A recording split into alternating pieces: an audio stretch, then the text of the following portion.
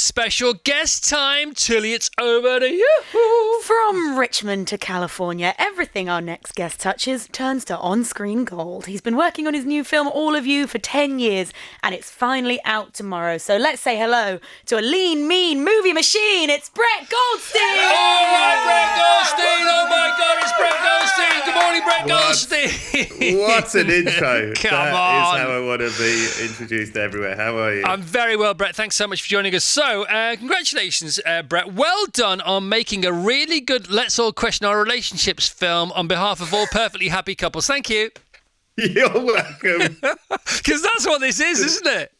Yes. We made a film. It's a date movie that ends with either you getting married or breaking up immediately afterwards. Yeah, cheers, man.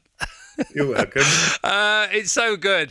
Thanks. Speak to the main two characters first of all, if you don't mind. I watched it yesterday. It was so gripping. It was so anxiety-inducing, and I don't quite know why. And then I looked it up on Rotten Tomatoes. It's got a really great rating there from the critics. It hasn't got a sort of popcorn rating because nobody's seen it yet, or not enough people have seen it yet, because it needs to be 50 people, 50 reviews or more. It's brilliant. It's on Apple TV Plus. So tell us about the two main protagonists, and then, if you don't mind, can you talk about The Test? Yes. So it's about these two best friends who've known each other since university, Simon and Laura, and they get on very well. And we see right from the beginning, we're like, do they love each other or are they just friends? What is this friendship? And he is taking her to a clinic where she wants to go to take a test, because in this film, a test exists that scientifically matches you with your soulmate. And we get the impression that perhaps he hopes that he might be the soulmate, but we find out at the very beginning that he is not. And then for the film, we watch the next 12 years. And despite them not being together, they are still very much drawn to each other, and maybe stuff happens. Right. So, I mean, maybe stuff happens. Lots of stuff happens. It's so gentle, but it's so dramatic, isn't it? You know, how do you get that so right? It's a slow build, and it just keeps. It's not a sizzle. It's a simmer, but it's a simmer that feels like a sizzle. Do you know what I'm saying? I do. I really like this, and I'm grateful you think so. I think it's that we tried to make it feel very real. So I think when you're watching it, you're like, oh my God, I've been there. Oh, sorry. I must apologise. I have to apologise. Sorry. It's a grown-up everyone. Station, sort of. The kids are nearly at school. Anyway, good. Carry on. That's how long are we in? I did that 3 minutes. That's a record for me. Yeah, sorry. That's the longest I've gone. So well done. Sorry, back to where you were. Yeah. We try to sort of capture things that you don't normally see in romance films. Like in romance films, you usually go from like the sexy scene in the bar to the sex scene. But in our film, we wanted to show the awkward bit where they get undressed, like the bits you don't see. So I think scenes play longer than they normally do. And you're trying to capture something that feels much more real than you might be used to in this kind of film. So I wrote that question down while I was watching it. And the question was, the premise of the question was, if you over-dramatize things, they're not believable, but they're entertaining. If you write things as they are believable, but they're not entertaining. So you've walked this tightrope right in the middle. And so it's a bit of a nerdy question, but that you can get that so wrong so quickly, either side. Yeah, that's interesting. Well, it's all sort of instincts, isn't it? And you know, there are big dramatic moments in it, and I hope lots of satisfying. And there is big romance in it. It's just more difficult than your usual romance because life and feelings are a nightmare, aren't they? Having feelings is awful. I forgot to breathe a lot. I was just thinking, I feel a bit faint. I haven't breathed for 5 minutes. It was because it is really anxious. It's full of suspense. It's full of shit. They're both very funny as well. And that's the thing, isn't it? They end up being much funnier together with their affair than they are with their partners. And if you can be funny with someone, maybe they're the one. Maybe the test should be looking for, who's your funny partner. And in many ways, the test, because it's a quiet rebellion against all that as well, isn't it? Against trying to fathom things out and over digitally strategize your life. There's a couple of lines in there, killer lines like that sort of epitomize that. Chris, I'm very grateful. You've really got this film. I really appreciate it. It's nice. Well, you made it. I just watched it. So it spans over 12 years, and it took you 10 years to make. What does that mean? It took you 10 years to make, you and your pal. Well, we made a short film 12, probably actually 12 years ago, and the short film is basically what the beginning of this film is. It's the two friends walking to the clinic. That was what the original short was. And then over 10 years, we were doing other things, but we kept talking about these characters. And then we were like, what would they be like 2 years later? What would they be like 2 years after that? And by the time we'd got to the end of their lives, sort of mapped out in our heads, we were like, we really do need to make this as a film. And to be fair, once we decided to do it, it wasn't that long. We wrote it fairly quickly, and then we made it. It was 23 days we shot it in, 25 locations, Wow. 23 days. Interesting. Yeah. I also read, is it true that you sort of have an Apple TV Plus deal like a band would have an album deal with the record company? Is that about right, or have I got that wrong? No, that's not right. Oh. But it sounds great, and I'd love it. Oh, darn it. So the only chink in the chap's armour, I think, because there's the only rage in him is actually road rage when he gets in his new fancy car. Yeah, do you relate to that as well, Chris? Well, I just thought I know there's two the sort of two words that should never bear their name on this particular interview. He got very Roy Kent for a second behind the wheel there, didn't he? Yeah. There is one moment a little bit there. It's full Roy. Full Roy. As soon as he's shouting and swearing, I guess. Yeah, and that's it. So he saves any rage at all for his behind the wheel, which happens to all of us, I suppose. Well, I think it happens maybe to you. But you love cars. Are you angry behind cars? Are No, you angry? not at all. But the whole thing, I mean, I'm an Eckhart Tolle guy, so pain body guy. You drive around like a pain body, you attract all that stuff. You drive, and if you do a loving kindness 2 minutes in the morning when you wake up, 2 minutes before you go to bed at night, because the last things you think at night, your brain thinks of in the morning. So why wouldn't you feed positive thoughts? And even if you don't think that's all true, by the way.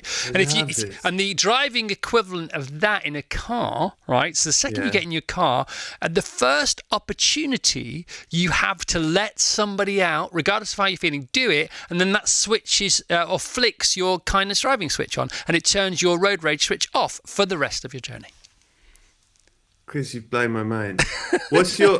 What words do you use on your love and kindness? Can you say them very quickly? Yeah, no. So I pick names of people, and I wish them may they be safe, may they be happy, may they be secure, may they have a great day. And you start with somebody who you really want that for, and then you go to somebody you don't want that for, and then you somebody you really, really don't want that for. And by the way, you don't have to know these people. They can be people who are in the news or whatever.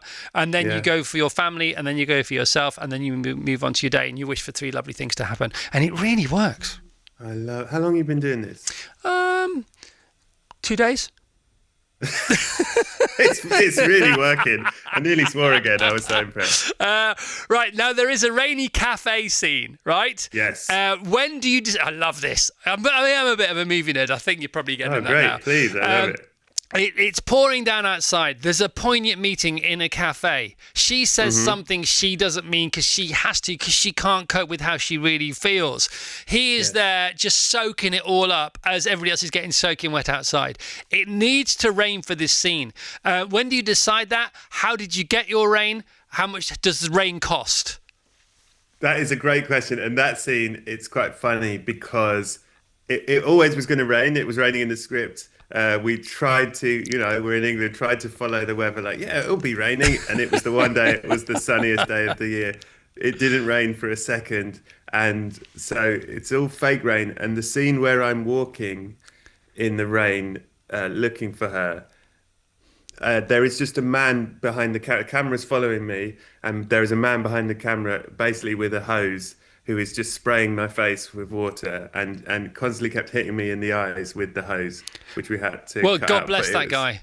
Yeah, it did a good job. It does look like it's raining, doesn't it? Yeah, I mean, Richard Curtis, he has rain machines, doesn't he? Because he's on a different level. Yeah. Have you witnessed those as an actor? The big, No. No?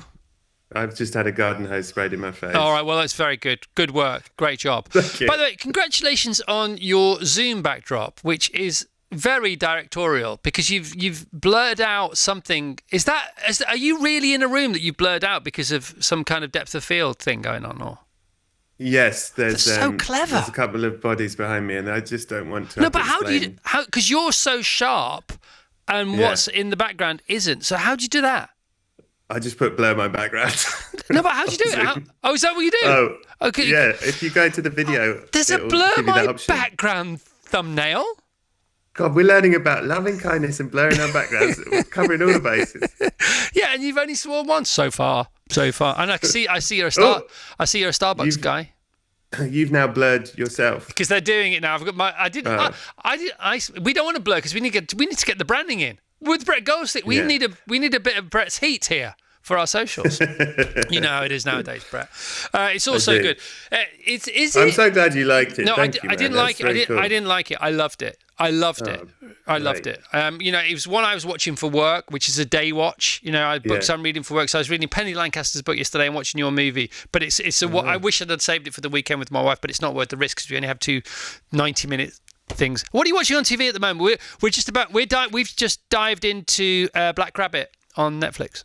Oh, how is it? It's good. It's good. I mean, it's what you want it to be. I can't take my eyes off Bateman. I know Jude Law's in it, but I just Jason Bateman, He's man. Great. He's great, isn't he? Do you know him? He's so great. I don't know him at all. I always think in Arrested Development, he's like, yeah. It's so hard to do what he does, which is kind of be the straight guy in this madness. But he's so funny and a straight guy. It's really good.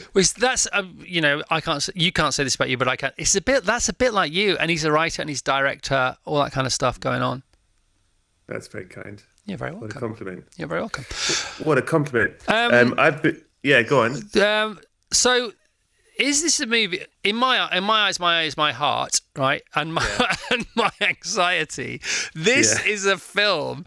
The way I'm going to cope with this film is I'm going to say it's a grass is always greener film, because that's how. If you're in a happy relationship, and I am in a really happy relationship, that's sort of how you have to categorize it to get on with your day. Yeah, you have to shut down. God, I've never thought of it like this, but in a relationship, don't you have to shut down parts of yourself to make it work? Of course you do. And it's a partnership, isn't it? Yeah, you have to cut off parts of yourself to exist. Yeah.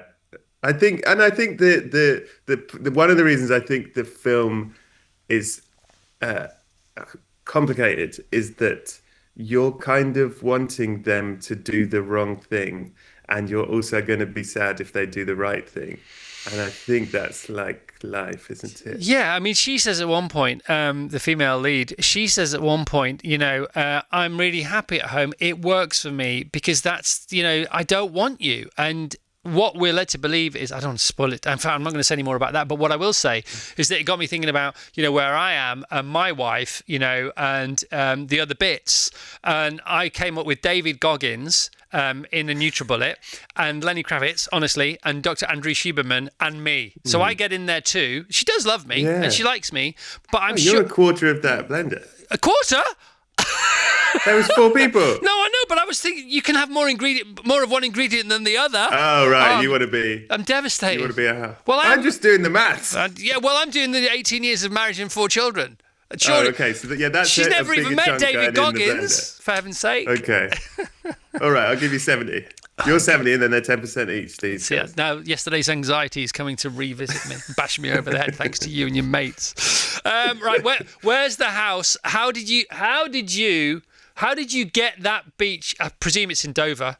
Is that a real shot or is that CGI where there's just you two from a massively long lens? It's real. That's so cool, man. It's very cool. That place was amazing. At the end of the film, we found this place, which is, I hope it remains like hidden. It's actually owned by a Buddhist artist who lets people stay there to do like artist residencies and just draw and do whatever, because it's kind of in the middle of nowhere on a cliff. It was so beautiful, that place. It was so beautiful and kind of untouched, and you weren't allowed to drive trucks or anything down there, so we had to park miles away and bring all the equipment down. It's a great shot. None of that CGI, that's all real. And what's lovely about that is it just screams, because you're so small, the two lead characters, the lady and the gentleman, are so small against that stark white background, so you can see them almost like sort of Lowry characters, little matchstick man and a little matchstick woman, and they are so private, even though they're in such a massive space, because life can be like that. You can be sort of having your own nirvana, your own private Idaho, in such a big place if the rest of the world is looking the other way. Do you know what I mean? Yeah, God, you really got it, Chris. Yeah. I mean, the film's like very London. It's all set in London, but every time that they get away from London, if you watch the film, the spaces get wider and wider every time they do, and by the end, it does look like they live alone on the planet, and they get the whole place just to themselves because that's how it feels. How did you decide to end it when you ended it? Because had you ended it 15 seconds before, right, different message. 15 seconds afterwards, who knows what you have ended up writing and filming. How did you decide to end it where you ended it? Because I think that's the right ending, and also because I do like the thing of, I think it is very much the ending, but I do love the idea. I'm obsessed with David Lynch, and the thing of letting people dream is that you leave a thing where you go, there is also space for you to dream whatever you want. Yeah. From this point on. I love that. And if we made it too prescriptive, then that's dead. Then that's just the end. And you go, okay, thank you, good night. Yeah. But I like leaving Beautiful. you a space. Very Coen Brothers. I love the bit in the bookshop where they both disappear. I would, again, no spoilers, but that's very playy. I thought that'd look great on the stage. It's very theatrical, that, isn't it? Yeah, I think that's deliberate because they're in a. I mean, that sort of happened naturally, as in the location we were in had this room, and we were trying to find somewhere for them to have this private chat, and we found this auditorium, and it was like, well, it's an empty auditorium. It looks sort of like, again, it's almost, I hate to sound like a, but it's like a liminal space in it. This sort of, there's just light coming through the skylights, and it looks magical, but it was just that. That's beautiful. What the real place was. Yeah. I know it's completely different from the rest of the film. Anyway, Lynn in Middleridge says, please can you ask Brett when the next series of Shrinking is coming out, as there's now a massive hole in my life. Love the dynamics between all the characters. By the way, round of applause for Shrinking. I mean, he got a round of applause anyway for coming on and being Brett Goldstein, but come on. They love you. They love you a little bit too much. They all want you in their NutriBullet, that's for sure. Right, answer please. Shrinking. But how much? How much am I? How much percent am I in that NutriBullet? I don't know anymore. 1%. Maths doesn't make sense. 1%. 1%. If you're lucky, on a good day, if the sun's shining and the wind blowing in the right direction. Answer Lynn's question. Shrinking. We have finished season 3. We have shot it. We are editing it. I think we're like halfway through the edit. So it'll be soon, but I don't know the exact date. Not because, and partly I'm not allowed to tell you the exact date, and the truth is I can't remember it. Is it this year or next year? I don't know. Of course you can. I think it's January, but I don't know if I'm allowed to say that, and I don't know if that's true. Well, so you've sworn 3 times. I'm going to get in trouble for that. You owe me an exclusive. Come on. I think it's January. January the what? If you just the first number between 1 and 31 comes to your head. 5th. Brilliant. Right, Virginia says, Brett goes... Oh no, Apple are on the phone. Oh God. Oh, an Apple phone call a day keeps the censors away. Right, Brett Goldstein was at my gym in Wandsworth, and I got all starstruck, but wanted to say hello to him. Something as he ran past me, I panicked and just shouted, "I love you!" Happens to me all the time. The next time I saw him, I apologised and said, "I really meant I love your work. That's what I meant." No, you didn't. He said, "Oh, that's disappointing. I've been downgraded." Do you remember that? I don't, but it's quite funny. Sounds made up. All right, yeah. No, I'm sure it isn't. Kate from Hammersmith says, hello, team class. Brett Goldstein is going in my smoothie, but he has to bring his pen. Oh, the world's a better place with his writing. Shrinking was my blowing addictive. Once in a decade TV. Please keep writing, Brett. Bernie, Northampton. Thank you very much. I've had loads of these, by the way. Please tell Brett Goldstein how much I love Shrinking. Makes me laugh and cry at the same time. That's not easy to do, is it? You can eat and cry at the same time. Not. Yeah, it's fantastic. Brett, I've never met you before. I've watched you loads of documentaries. I've seen your Q&As and various things when you did all the stuff in New York, which I nearly hosted. You know, I nearly flew over to New York. I know. I was so excited. We were supposed to meet then, and then it didn't happen, and I was sad. All right. I'm glad we finally got to. Can I ask you I got actually just one Ted question. Sure. Can you tell us anything about Ted Lasso Series 4? Absolutely nothing. What I'll tell you is, I think it's going to be really good. And when we did our first, read through, right. It's been 3 years, you know, and it was so lovely. And I was like, God, everyone's very good, aren't they? Yeah. I just looked around the room like, everyone's very good at this. So I think this is going to be great. Here's a question for you as well. Apropos nothing. My friend one of my best friends in the whole wide world, is producing the UK version of Saturday Night Live. With the team from New York. How's it going? It's going very well, and they are looking for 6 hosts. They haven't cast the 6 hosts for next year yet. Would you fancy hosting an SNL, a UK SNL? Yeah, of course. Lorne Michaels is in the chair. The guy is in the chair. Who have they cut? Do you have exclusives on who's in it? Who's going to be the cast? No, they're auditioning the cast as we speak. It's very exciting. It is exciting, isn't it? Yeah, it's really exciting. Oh, that's got your juices flowing. A little twinkle in your eye. I can see that there. Yeah. Okay. Would you do it? You'd be great. No, I wouldn't do it. Why? No, you need big names in the here and the now, the zeitgeist now. In the 90s, absolutely. But you got to be. I mean, that's the whole point. You know, I'm getting serious now. I zoomed out from the. I'm permanently zoomed out now, and I love it. I love being permanently zoomed out because I'm more useful. Do you know what I mean? Whereas it's like if I get too close to, I mean, the radio's great, but if I've had some great TV meetings this week, but just not about me, and therefore all the better for it. You know that kind of thing. You're really like great Buddhist and stuff. I love it. How long have you been like this? Is this the last few years, or have you always been this way? Ever since I won the BAFTA. No, I'm joking. I'm joking. That's a joke. No, that's a joke. Bob Geldof was on the show last week. He said, "Well, clearly you set fire to your life, and now you're rebuilding it." So there you go. There it is. Right. Okay. Yeah, that makes sense. You know. I have to tell you, Paul Cripps, who works on Ted Lasso, who is our amazing set designer, he used to work with you on TGI Fridays, and he said to say hello, and I said, "Will he remember you?" And he said, "Maybe not." No, I do. Cripsy. Oh, you do? Yeah, and he said, say Tall Paul. We used to call him Salt and Vinegar. Why? Salt and Vinegar Cripps. Surely you've done that. Or is that just too low? We've wasted that. Is that super low hanging? This is I'm coming in Salt and Vinegar tomorrow at work. That's great. Okay. All right. Listen, thank you so much. Thank you for your time. I love the blurred background. That's my favourite bit of the whole thing that we've been doing here together. The two. I didn't know there was a blur the background button. Thank you. That's the whole revelation for me. The film is great. It's great to meet you virtually. Hopefully one day we can press the flesh. Love and kindness to you. Okay. We know what we're doing. Yeah. All right. Thank you, Brett. Thank you very much, Chris. Let's see Brett Goldstein. All right. Apple TV Plus. It is a great film.